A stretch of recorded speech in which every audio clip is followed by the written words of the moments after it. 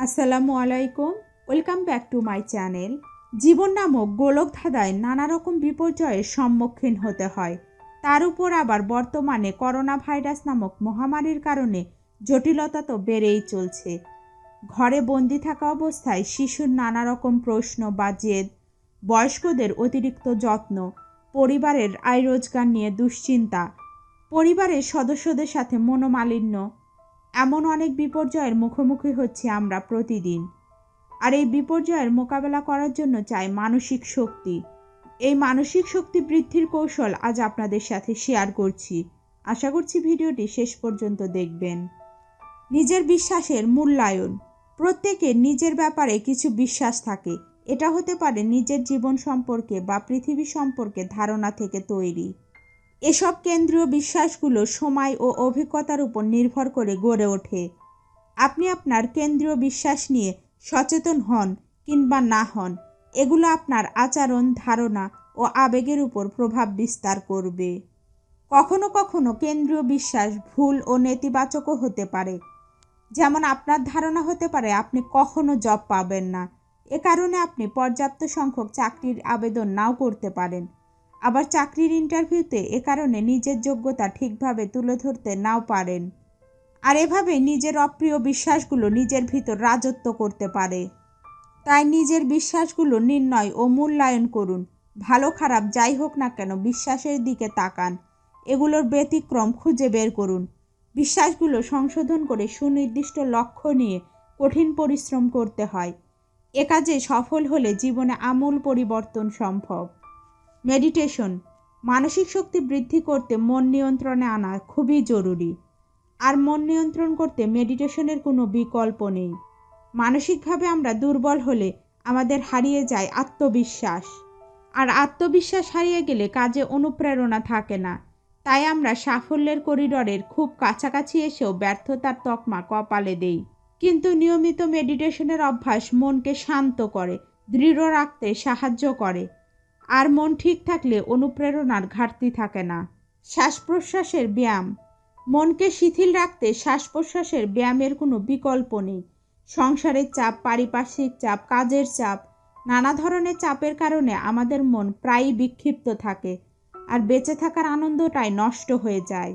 তাই আপনার মন ভীষণভাবে বিক্ষিপ্ত ও অস্থির থাকলে নিয়ন্ত্রণে শ্বাস প্রশ্বাসের ব্যায়াম করতে পারেন।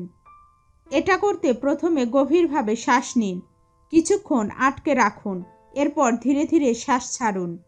এটা আপনাকে শিথিল করবে আর মানসিক শক্তিও বৃদ্ধি পাবে।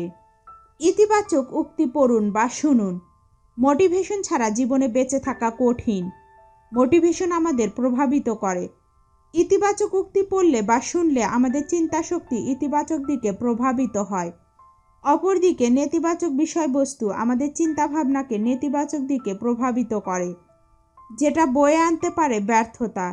তাই ইতিবাচক উক্তি পড়ুন বা শুনুন, যেটা আপনার জীবনে সাফল্য বয়ে আনবে। ইতিবাচক চিন্তা নিয়ে আসুন। আনন্দ, কৃতজ্ঞতা ও সন্তুষ্টির মতো ইতিবাচক আবেগ শুধুমাত্র কিছু সময়ের জন্যই ভালো নয়। এই অনুভূতি বারবার ফিরে আসলে জীবন সার্বিকভাবে সুখকর হয়ে ওঠে। ইতিবাচক চিন্তা শক্তির ক্ষমতা অনেক বেশি। এটি মানুষের আত্মবিশ্বাসকে প্রখর করে তোলে, ফলে অনুপ্রেরণা পাওয়া যায় শতভাগ। জীবনে এই দুটি ভিত্তি ঠিক থাকলে বেলা শেষে সুখের হাসিটা আপনার মুখেই ফুটবে। পাত্রের অর্ধেকটা ভরা দেখলেই ভালো, অর্ধেকটা খালি নয়।